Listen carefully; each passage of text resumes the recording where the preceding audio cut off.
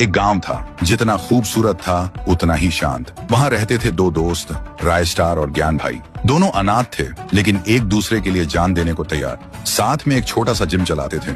गांव के लड़के वहाँ आके ट्रेनिंग लेते थे। और दूसरी तरफ एक और गांव में रहता था फाइट 444। उसके पास अपनी सेना थी, दुनिया के महंगे महंगे हथियार थे। उनमें सबसे महंगा था फाइटर जेट।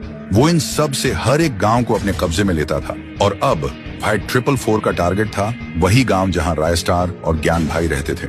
एक दिन फाइट 444 ने अपनी सेना के साथ उस गांव पर हमला कर दिया। आसमान से मिसाइलें, जमीन पर गोलियां, हर तरफ सिर्फ धुआं और आग थी। गांव का हर इंसान घुटनों के बल बैठकर गांव के लिए भीख मांग रहा था।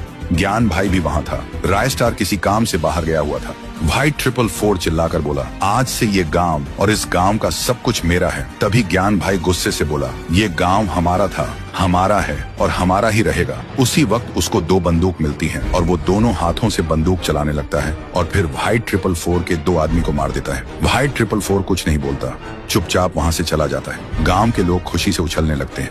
लेकिन उसी रात ज्ञान भाई राय स्टार को लेने जा रहा होता है। रास्ते में फाइट 444 का आदमी उसका रास्ता रोक देता है। ज्ञान भाई चौंकता है, बाइक का ब्रेक लगाता है। तभी पीछे से एक और आदमी आता है और ज्ञान भाई के सिर पर वार करता है। ज्ञान भाई वहीं गिर जाता है। अगली सुबह गांव में हलचल मच जाती है। गांव के बीच एक पेड़ से ज्ञान भाई की लाश लटकी मिलती है और उसकी छाती पे लिखा होता है, अब गाँव मेरा है। जब राय स्टार को खबर मिलती है, वो भागते हुए आता है और ज्ञान भाई को देखते ही टूट जाता है और रोने लगता है।